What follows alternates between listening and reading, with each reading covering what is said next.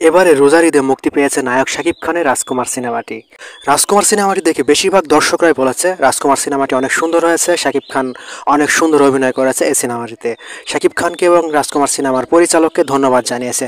তবে কিছু সংখ্যক মানুষ রাজকুমার সিনেমাটি দেখার পর বাজে মন্তব্য করেছে যে শাকিব খানের এই সিনেমাটি নাকি ভালো হয়নি, শাকিব খানের অভিনয় নাকি ভালো হয়নি এবং এই সিনেমার যে পরিচালক তাকে মানুষ গালি দিয়েছে। তো রাজকুমার সিনেমাটি যারা দেখেছেন, রাজকুমার সিনেমা সম্পর্কে আপনাদের ব্যক্তিগত মতামত কি অবশ্যই কমেন্টের মাধ্যমে জানিয়ে যাবেন সবাই। তো আজকের এই ভিডিওতে আমরা দেখব নায়ক শাকিব খানের রাজকুমার এই সিনেমাটি 7 দিন শেষে কত টাকা আয় করেছে।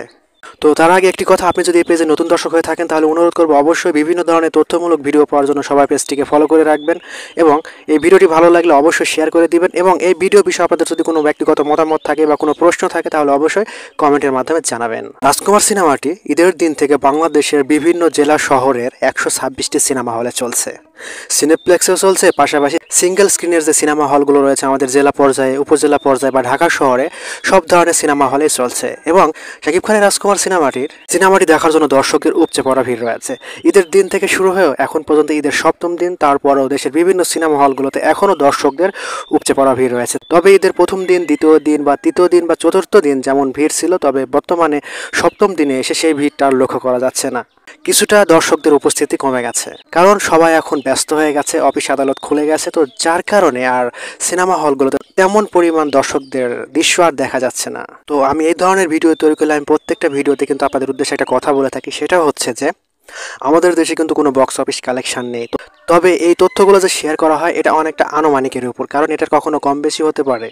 যদি আমাদের দেশে বক্স অফিস কালেকশন থাকতো তাহলে কিন্তু সেটা 100তে 100 হতো, কিন্তু যেহেতু বক্স অফিস কালেকশন নেই, এই তথ্যগুলো বিভিন্ন সিনেমা হল থেকে এবং যারা চলচ্চিত্রের সাথে সংশ্লিষ্ট ব্যক্তি তাদের থেকে এই বিষয়গুলো সংগ্রহ করা। তো যার কারণে আনুমানিক এটা একটা হিসাব, এটার মধ্যে একটু কম বেশি বা ভুল হতেই পারে। তো সেই ক্ষেত্রে বিষয়টা সবাই আশা করি বুঝতে পেরেছেন। তো আমরা বিভিন্ন ধরনের তথ্য থেকে যে নিউজটি জানতে পারছিলাম সেটা হচ্ছে শাকিব খানের রাজকুমার সিনেমাটি ঈদের প্রথম দিনে সারা দেশ থেকে আয় করেছিল আনুমানিক প্রায় 2 কোটি টাকা এবং ঈদের দ্বিতীয় দিনে এসে শাকিব খানের রাজকুমার সিনেমাটি আয় করেছিল সারা দেশ থেকে আনুমানিক 2 কোটি 20 লক্ষ টাকা এবং ঈদের তৃতীয় দিনে এসে নায়ক শাকিব খান অভিনীত রাজকুমার এই সিনেমাটি আয় করেছিল সারা দেশ থেকে 2 কোটি 30 লক্ষ টাকা এবং ঈদের চতুর্থ দিনে এসে নায়ক শাকিব খানের রাজকুমার সিনেমাটি সারা দেশ থেকে আয় করেছিল আনুমানিক 2 কোটি টাকা এবং ঈদের পঞ্চম দিনে এসে নায়ক শাকিব খানের রাজকুমার সিনেমাটি সারা দেশ থেকে আয় করেছিল 1 কোটি 70 লক্ষ টাকা এবং শাকিব খানের এই রাজকুমার সিনেমাটি ঈদের ষষ্ঠ দিনে এসে সারা দেশ থেকে আয় করেছিল 1 কোটি 40 লক্ষ টাকা এবং ঈদের সপ্তম দিনে এসে নায়ক শাকিব খানের রাজকুমার সিনেমাটি আয় করেছে সারা দেশ থেকে 1 কোটি 10 লক্ষ টাকা। তো আমরা যদি এই 7 দিনের মোট ইনকাম দেখি তাহলে আমরা দেখতে পাচ্ছি নায়ক শাকিব খানের রাজকুমার এই সিনেমাটি 7 দিন শেষে আয় করেছে 12 কোটি 70 লক্ষ টাকা। এটা কিন্তু আমি আবার বলছি, এটা একটা আনুমানিক হিসাব, তো সেক্ষেত্রে এটা একটু কম বা বেশি হতে পারে। আশা করি সবাই বুঝতে পেরেছেন আর বিষয়টাকে সবাই পজিটিভভাবে নেবেন।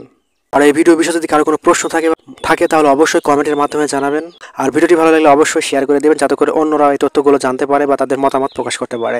ভিডিওটি যারা শেষ পর্যন্ত দেখলেন সবাইকে অনেক অনেক ধন্যবাদ।